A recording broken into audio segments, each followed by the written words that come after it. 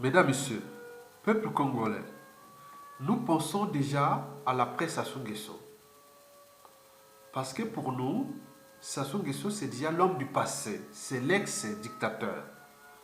Mais en attendant sa chute inévitable et inéluctable, nous devons déjà commencer à repenser une société meilleure au Congo-Brazzaville.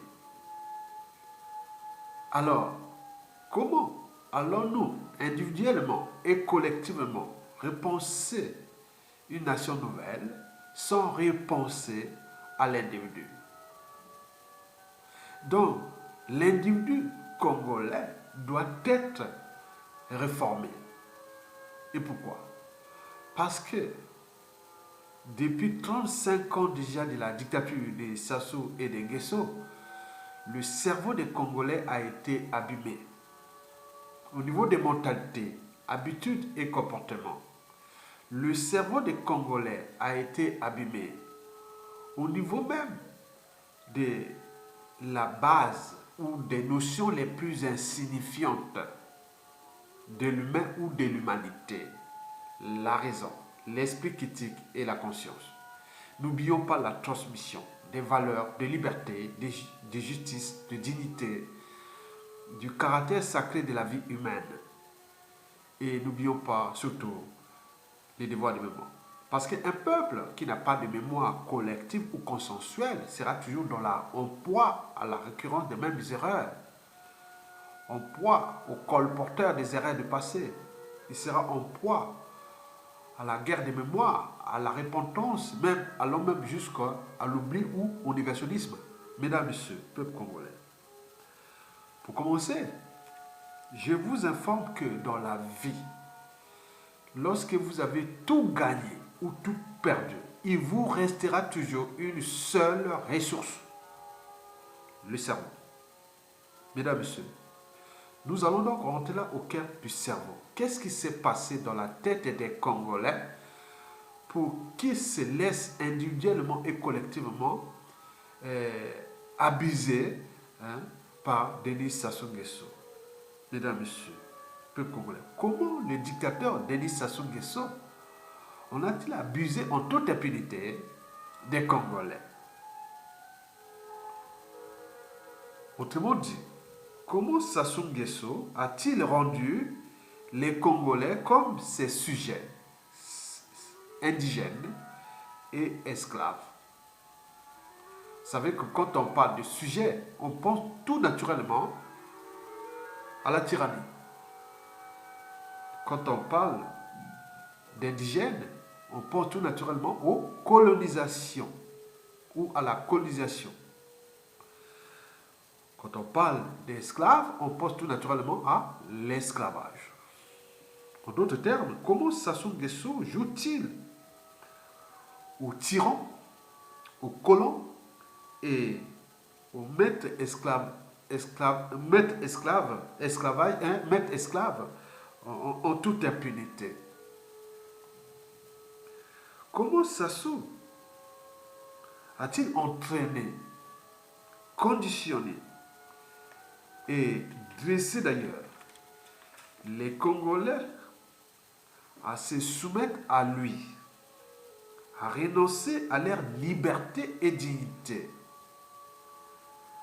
à accepter l'inacceptable, l'intolérable, l'insupportable, la honte et les déshonneurs, tant au niveau civil, politique, militaire et religieux? C'est tout le questionnement. Mesdames, Messieurs, peuple congolais, vous savez, historiquement et factuellement, un dictateur n'a que peur du peuple. Et pourquoi? Parce que un dictateur n'a pas de concurrent à sa taille tant que le peuple ne relève pas le défi. Donc la peur du dictateur, c'est le peuple, ce n'est pas les opposants, ni l'armée et autres. C'est ce que je vais vous expliquer, puisqu'il contrôle. Parce que le peuple, c'est comme le quotient intellectuel d'une foule. Vous ne pouvez pas contrôler l'état d'esprit d'une foule. Le peuple, c'est ça. Or, les opposants, les militaires et tout compagnie, ils peuvent les contrôler. Mais le peuple ne peut pas les contrôler. Donc, pour les contrôler, et donc, Sassou Nguesso a employé plusieurs méthodes que je vais vous expliquer. Il y a deux méthodes de domination et une méthode de la manipulation. Et donc, vous allez comprendre pourquoi. Donc, l'enjeu de Sassou est d'éviter que le peuple puisse se révolter contre l'injustice, l'oppression et la barbarie, et ou du joug de sa tyrannie. Donc, il a employé deux méthodes. Bon, parmi les deux méthodes déjà de domination, figure déjà une. La première, c'est celle d'Hitler, Adolf Hitler. Vous savez que quand on parle d'Adolf Hitler, on pense tout naturellement à la Gestapo, au SS, à la solution finale, c'est-à-dire l'extermination. Donc les mêmes méthodes là, ça utilise les méthodes d'Hitler. Mais quelles sont les origines de cette méthode là d'Hitler? Les méthodes d'Hitler sont nées de la pédagogie noire, enseignée en Allemagne au 19e siècle. Et ces pédagogies noires-là, qui ont produit Adolf Hitler, c'était dans l'éducation allemande du 19e siècle, jusqu'au début du 20e siècle. Et donc, cette éducation de la pédagogie noire a produit un Adolf Hitler. Et d'ailleurs, celle qui a bien expliqué cette pédagogie noire, c'est tout justement l'anthropologue et psychanalyste Alice Miller, qui disait « c'est pour ton bien ». Donc, en réalité, dans cette éducation, la violence était le préalable à la soumission. Donc, on empêchait l'individu de penser ou de réfléchir et d'avoir aussi des émotions. Or, si vous enlevez l'individu la possibilité de réfléchir et d'avoir des émotions, donc vous enlevez à lui une part d'humanité. Donc l'individu ainsi dressé devient, oui, il est unidirectionnel. Donc c'est un sujet à la pensée unique. Mais la pensée unique fut celle déjà du Troisième Reich, mais nous, c'est la pensée de Sassou Nguesso. Mesdames et messieurs, peuple congolais. Donc, l'individu qui est entraîné, dressé, oui, il sera obligé d'adhérer à l'ordre établi. Et quand cet ordre est injuste, illégal et illégitime, cet ordre liberticide, antidémocratique, antisocial, criminogène, immoral et dissolu, compagnie, vous voyez les dégâts occasionnés au niveau de la population. Donc, le cas du Congo avec ce qui s'est passé dans le pôle, ce sont là les manifestations de la méthode de la pédagogie noire. Je vous dis que la violence est le préalable à la soumission. Donc, elle doit être permanente, la violence, la barbarie et autres. C'est ce que ça s'utilise. C'est ce que les SSS utilisaient, la Gestapo utilisait, les Chambagaz utilisaient, et voilà. Nous, au Congo, on a pu par exemple voir la montée en puissance des colonels, des katakata, des anjibistes, des bébés noirs, des milices, des mercenaires, et tous ces moyens de pression contre le peuple pour qu'ils se soumettent. Et ça marche, mais sans qu'au niveau civil, politique et militaire, tout le monde s'est laissé entraîner et conditionner à l'ordre injuste établi.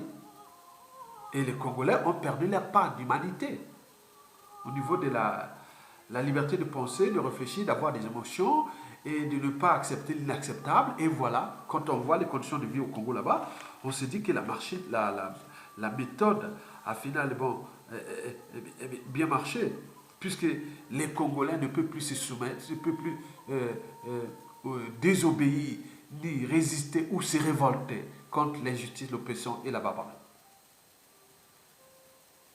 Et donc, ce que ça soit appelle la paix, en réalité, c'est la tranquillité.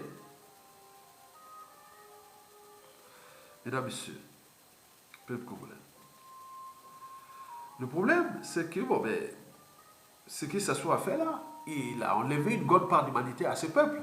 Bon, l'âme, il n'y a plus d'âme, hein? C'est comme un ordinateur sans programme, ou une ampoule sans électricité. Le Congolais est devenu comme ça.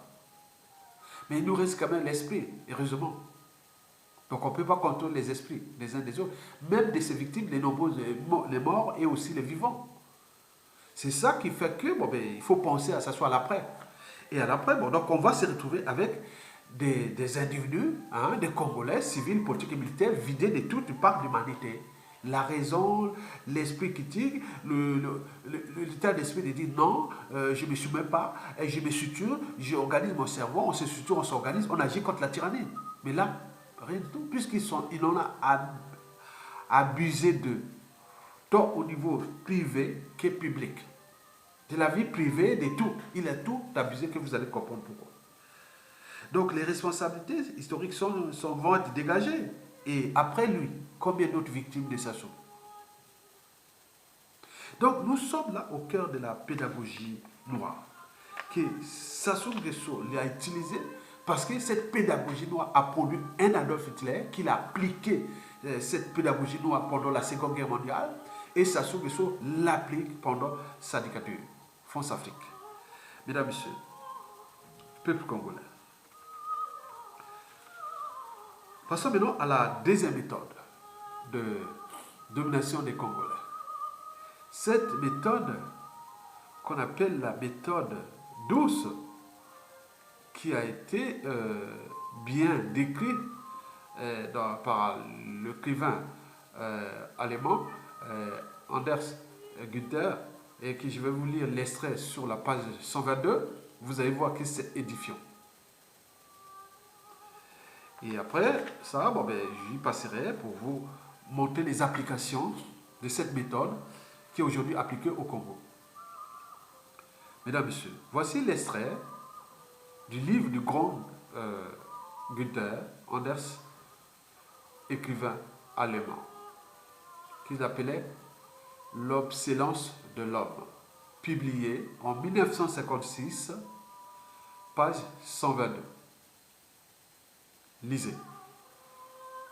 Pour étouffer par avance toute révolte, il ne faut pas s'y prendre de manière violente. Les méthodes du genre de celles d'Hitler sont dépassées. Il suffit de créer un conditionnement collectif si puissant que l'idée même de révolte ne viendra même plus à l'esprit des hommes. L'idéal serait de formater les individus dès la naissance en limitant leurs aptitudes biologiques innées. Ensuite, on poursuivrait le conditionnement en réduisant de manière drastique l'éducation pour la ramener à une forme d'insertion professionnelle. Un individu inculte n'a qu'un horizon de pensée limité. Et plus sa pensée est bornée à des préoccupations médiocres, moins il peut se révolter. Il faut faire en sorte que l'accès au savoir devienne de plus en plus difficile et élitiste. Que le fossé se creuse entre le peuple et la science. Que l'information destinée au grand public soit anesthésiée de tout contenu à caractère subversif. Surtout pas de philosophie. Là encore, il faut user des persuasions et non des violences directes. On diffusera massivement via la télévision des divertissements flattant toujours l'émotionnel ou l'instinctif. On occupera les esprits avec ce qui est futile et ludique. il est bon dans un bavardage et une musique incessante d'empêcher l'esprit de penser. On mettra la sexualité au premier rang des intérêts humains. Comme tranquillisant social, il n'y a rien de mieux. En général, on fera en sorte de bannir le sérieux de l'existence, de tourner en dérision tout ce qui a une valeur élevée, d'entretenir une constante apologie de la légèreté, de sorte que l'euphorie de la publicité devienne le standard du bonheur humain et le modèle de la liberté. Le conditionnement produira ainsi de lui-même une telle intégration que la seule peur qu'il faudra entretenir sera celle d'être exclu du système et donc de ne plus pouvoir accéder aux conditions nécessaires au bonheur. L'homme de masse ainsi produit doit être traité comme ce qu'il est, un veau. Et il doit être surveillé comme doit l'être un troupeau. Tout ce qui permet d'endormir sa lucidité est bon socialement. Ce qui menacerait de l'éveiller doit être ridiculisé, étouffé, combattu. Toute doctrine mettant en cause le système doit d'abord être désignée comme subversive et terroriste, et ceux qui la soutiennent devront ensuite être traités comme tels. On observe cependant qu'il est très facile de corrompre un individu subversif. Il suffit de lui proposer de l'argent et du pouvoir. Guter, Audace, dans son livre L'obsolescence de l'homme, paru en 1956, page 122. Mesdames, Messieurs, bon, nous, on le voit, par exemple, nous, parmi ces méthodes douces que ça s'utilise, que j'ai parlé des 8 occupations médiocres au Congo. 8 occupations médiocres, pourquoi? Parce que, bon, la première occupation, c'est déjà parmi ces 8 occupations médiocres que ça s'utilise, parce que l'enjeu est que vous restez que dans les émotions. Or, on ne peut pas mener une lutte, un combat politique contre l'injustice, l'oppression et la barbarie par des émotions. Parce que les circuits cérébraux, pour suturer, organiser et manager une pensée, une action, il faut réfléchir. Mais pour réfléchir, vous ne pouvez pas passer par les émotions. Or, si les émotions sont au-dessus de la raison, là, vous ne pouvez pas. C'est que ça veut monter l'émotion au-dessus pour que vous oubliez la possibilité de réfléchir et de penser. Donc, et si anéanti, l'individu est condamné ou dressé ou traîné, conditionné à ne s'occuper, à ne s'adonner qu'à des occupations médiocres. J'en ai cité 8 pour le Congo. J'ai fait ça en 2014, 2015, 2016, 2017 dans mon blog. Je l'ai fait aussi sur 2 vidéos sur les occupations médiocres des Congolais. Donc je vais vous citer les 8 occupations médiocres. La première, c'est l'alcoolisme. Vous voyez que l'eau coûte. L'eau potable est plus chère que l'alcool. Vous voyez, on vous arrose, même ça devient une forme d'invitation. Donc pour les débits des boissons, hein, on retrouve beaucoup de débits des boissons, et donc il faut que les joueurs soient bourrés. Donc bourré, ça baisse les fonctions cognitives. Donc ça élève les fonctions émotionnelles. Et donc, les gens qui sont là dans les débits d'alcool, quand on veut les enfants même à l'âge de 3, 4, 5, 6 ans, 7 ans, donc on est les gaver d'alcool. Et donc au niveau des développements cérébral, c'est des dégâts vraiment, je ne vais pas vous le dire. Hein. Si vous voulez prendre le cerveau de ces jeunes-là et voir comme ils sont bourrés là, il faut voir au niveau de faire leur encéphalogramme, vous allez voir que c'est vraiment un désastre. qui se fait avec l'alcool. Donc l'alcool coule à flot au Congo, qui est l'eau potable. Vous avez tout compris. Et deuxième occupation médiocre, c'est les églises, les réveils, sont des auxiliaires de la tyrannie. Vous avez tout compris. La troisième occupation médiocre, c'est les veillées mortuaires, puisque les gens, les conditions de vie sont indignes, insupportables et autres. Ils deviennent même élitistes. Pour voir un semblant de vie, il faut aller se soumettre aux dignitaires et tous les systèmes pour qu'ils vont avoir un semblant de vie. Alors qu'eux, ils avaient le moyen de tout le monde. Et vous avez renoncé à vos droits et devoirs et ils en abusent. Et donc, sur ce plan, donc, il faut dire qu'il y a beaucoup de... Par exemple, les morts de Brazzaville sont à peine à craquer des cadavres de tout âge, à cause des conditions de vie indignes. Et en plus de ces conditions de vie indignes, oui, elles touchent aussi toutes les catégories socio-professionnelles, donc c'est du commun des mortels jusqu'à eux-mêmes. Donc c'est jamais vu. Donc la première occupation médiocre, c'est l'alcoolisme. Deuxième, église de réveil. Troisième, veillée mortuaire, donc augmente les émotions. Quand vous avez perdu un être cher, vous êtes vraiment dans... Oui, donc on ne réfléchit plus, on est dans l'émotion. Donc il faut entretenir la mort pour que les gens restent dans les émotions. Quatrième occupation médiocre, c'est la paresse intellectuelle. Il n'y a plus de boissons que des sortes de réflexions, même débat. À la télévision, les débats est creux. Parce qu'il est travaillé, cette information des médias congolais et autres. Il est dressé. On reste dans la diversion haute. Donc la pensée, la vraie matière grise n'est plus là, elle est à l'extérieur. Et ceux qui sont à l'intérieur, ils ont désactivé leur fonction cognitive puisqu'il faut se soumettre à l'ordre établi. Sinon on risque d'être déclassé ou perdre sa vie ou être emprisonné et donc tout le monde se soumet.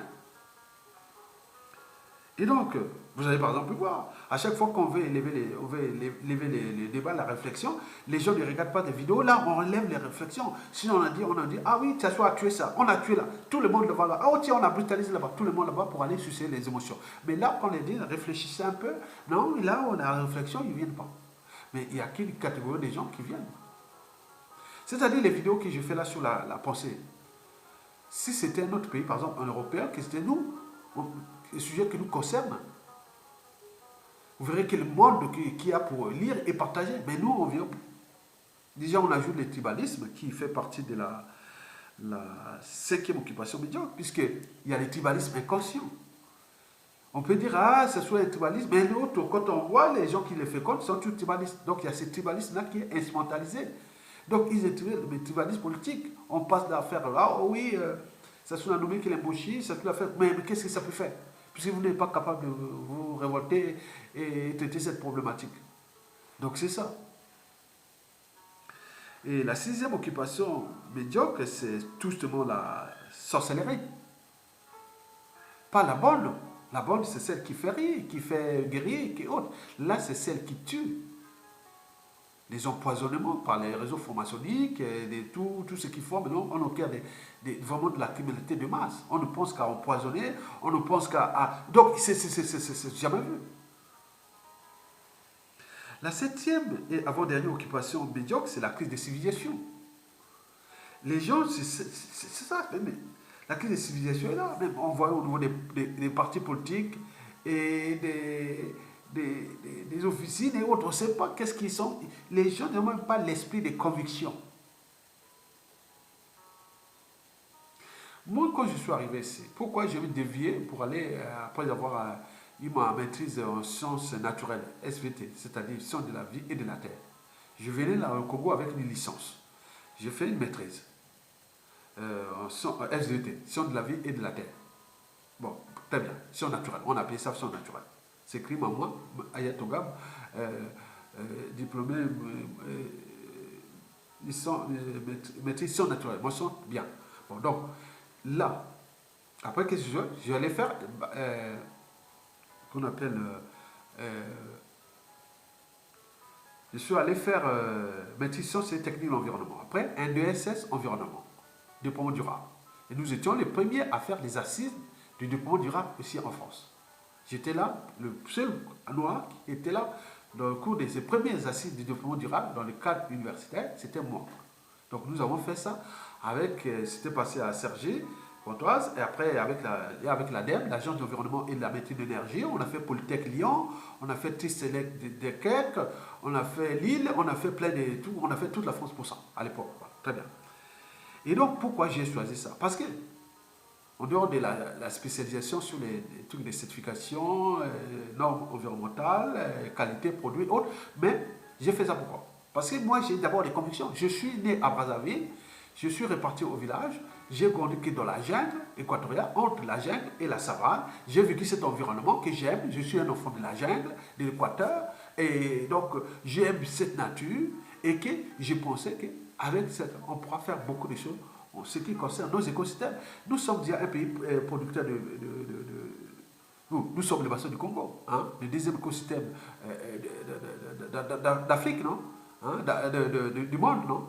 Et après l'Amazonie, ben, nous avons des forêts, l'exploitation forestière, donc on a les mines solides, on a plein de trucs. Tout comment repenser ce marché en réponse. Donc j'ai pensé à ça pour mon pays. Donc j'ai des convictions, je suis écologiste, convaincu, approuvé, accepté même par les grands écologistes ici en France, ils connaissent qu'il y a certains écologistes. C'est des convictions. Mais quand nous avions les gens qui sont en crise de civilisation, c'est-à-dire ils créent des partis qui sont des officines ethniques ou géopolitiques nord-sud qui se disent conviction, beaucoup de partis deviennent comme des missions. Et gens n'ont pas de convictions. Or, des convictions, c'est ce qui va gouverner votre existence tout au long de la vie.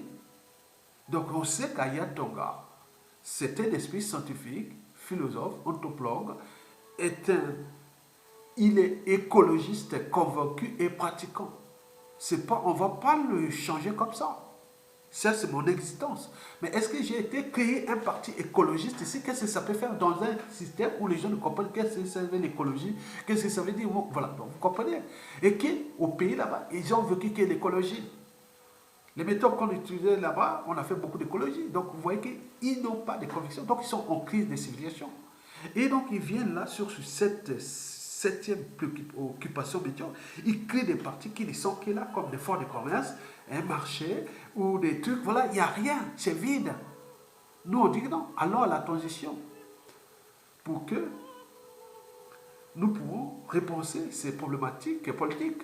On a tout dans la tête pour repenser autour de la transition politique consensuelle et inévitable et pacifique inévitable. Donc il y a cette crise de civilisation que j'ai décryptée ici sous le volet des convictions ou des partis politiques. Donc ils sont en crise de civilisation. Ils ne savent pas qu'est-ce que ça veut dire parti politique. On ne crée pas un parti politique comme ça parce qu'on veut créer un parti. Déjà dans la diaspora, ils sont là. J'en ai vu ici depuis presque déjà ces 20 dernières années. Les partis qui naissent, qui disparaissent, qui s'embrouillent entre eux, ils tournent en rond. Donc, vous avez tout compris.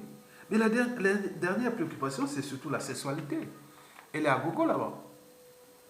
Donc, vous avez tout compris. Mesdames, Messieurs, peuple congolais. Alors, je termine pour vous dire que, bon, après ces méthodes de domination, et qu'il y en a bien d'autres, mais là, on va rentrer dans la manipulation de masse.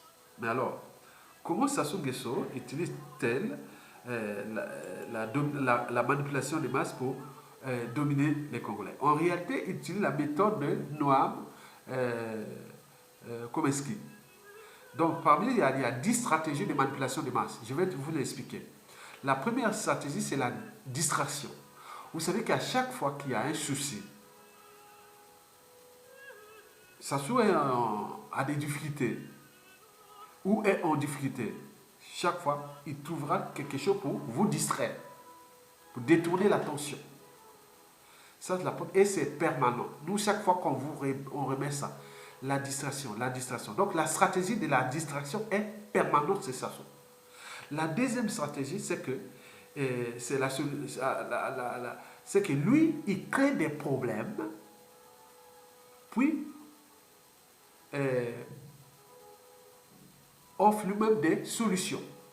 Donc c'est cette stratégie-là qu'on dit créer des problèmes lui-même, hein, toi-même, et tu trouves des solutions toi-même.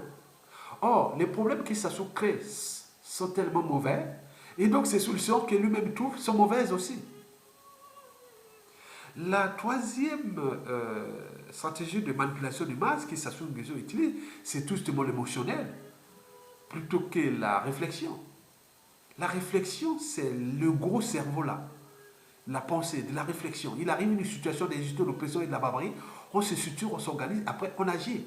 Mais l'émotion, non, ils vous orientent vers l'émotion. L'émotion, c'est quoi? Parmi les palais d'émotion, c'est l'acceptation, le dégoût, la tristesse, la peur, la soumission, la joie, la colère, et tout ça, ça ne résout rien.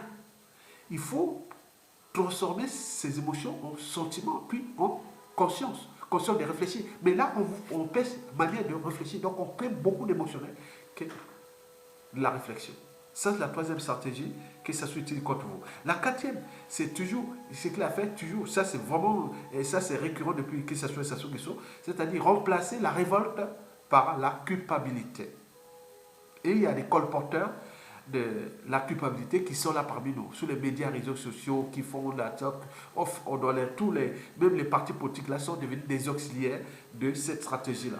Donc remplacer la révolte par la culpabilité. Cinquièmement, la stratégie de la dégradation. Vous voyez, tout est en train de se fonder là. Les écoles, là les endroits où il n'y a pas l'éducation. Parce que l'ignorance est la pire des souffrances. Donc il faut que les gens soient, il faut beaucoup d'analphabètes, donc ils dégradent tous les endroits que ça ne veut pas. Par exemple, il y a des villes qui étaient célèbres avant que ça soit arrivé. Il les a tous rendus dans les ruines. Les écoles, les universités, donc, tout est en train de dégrader. C'est structuré, organisé pour ça, la dégradation. Il faut tout détruire. Pour avoir un semblant de vie, et de tout ça, d'éducation, il faut aller se courber derrière eux. Donc le but est que vous soyez dans la merde, pour avoir un semblant de vie, il faut aller se courber derrière eux. Et la sixième stratégie, c'est la stratégie du différé. Il a toujours différé tout. D'ailleurs, il adore ça, c'est que le club de Paris vient de faire là, sur le moratoire de la dette privée des stations transformées en dette publique. On a fait un moratoire de 8 mois, donc de mai 2020 jusqu'à décembre 2020. Donc pendant ces 8 mois-là, il ne doit pas payer une partie de sa dette qui est dans les créanciers, c'est le Club de Paris. C'est la différée, il diffère ça. Il est ça pour ça. Toujours ça. Pendant ce temps, il prend cet argent, il va acheter les armes, il a acheté un hélicoptère de guerre là, à 12 millions d'euros. Il fait ceci, donc c'est ça.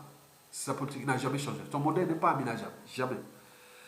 La septième stratégie, c'est s'adresser au public comme à des enfants en bas âge. Quand Sassou s'adresse aux Congolais, ou à ses opposants, ou à cette armée, ou à tout le monde, il voit comme vous êtes des enfants. Il vous infantilise, on s'occupe de vous, laissez, vous êtes rien, vous réfléchissez pas, vous êtes des enfants. Et ça, c'est récurrent, allez constater vous-même, c'est-à-dire s'adresser aux Congolais comme si il s'adressait à des enfants en bas âge. Mesdames et messieurs, la huitième stratégie, c'est celle de maintenir le public dans l'ignorance et la bêtise. Vous voyez que là, il y a comme une invitation à la bêtise et à la médiocrité. Parce que tout ce qui est médiocre, bête, compétent est encouragé. Mais tout ce qui est bien, non. Tout ce qui est la compétence, l'intelligence est découragé. Donc, les populations sont obligées de se complaire qu'à des occupations médiocres. Parce que ça encourage l'ignorance et la bêtise. Parce que dans toute organisation, qu'elle soit État, entreprise, association, quand il y a un dysfonctionnement, c'est celui qui a la tête qui en est responsable. Donc vous avez tout compris.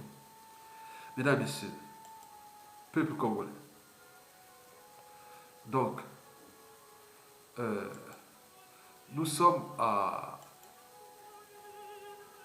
la 9e et avant-dernière stratégie de manipulation de masse.